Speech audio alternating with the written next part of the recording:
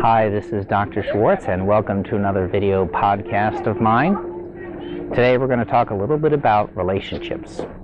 Here I am at the San Diego Wild Animal Park, where lots of different species of animals live together in a somewhat confined space. But they figured out they have verbal communication, they have tactile as touch communication, visual, they have their own hierarchies and power positions in their own little communities. And that's not that different from human communication and human relationships. And that's what I'm going to talk about briefly. Specifically, the communication part. Two factors that, what I would consider two big factors in communication among humans, two things. One, empathy, and the other is worth. Empathy is defined, at least in my definition, is defined as the ability to put yourself in somebody else's shoes and see through their eyes. Not an easy thing to be able to do. Now, it doesn't necessarily have to include emotions. When you get into a lot of emotions, that's sympathy or sharing emotions or understanding in an emotional way what somebody else is going through. Again, empathy is more about just putting yourself in that other person's shoes, their perspective. The other is worth, and that's a very broad definition. How you value the person you're talking to, or how you value yourself, your self-esteem, how that affects your communication with somebody else. And the power differential, if you're down here and the other person is up there in a power differential, that's going to change the communication as well.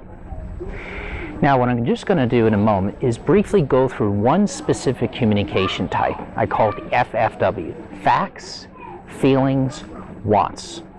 First thing to this is what I also call positive to negative. Going from something positive, hey, you're great at this, but if you come out right with the negative, just like any species of animal, come out with the negative, you're going to get negative back. And that's that butting head, so to speak. And you can see my friend behind me, who's a bighorn sheep, might do that to you. Positive to negative. The next thing is, and this is where empathy skills come in really, really handy, to kind of get an idea of what a person might respond to you with. For example, if you're trying to get into a get-together with somebody, they're always very busy, they're always this or always that, and you realize what they're probably going to say. So you say, hey, I know you're very, very busy, but, or I know you're this, but I know you're that, but, because you've kind of thought about it before. I call them ducks.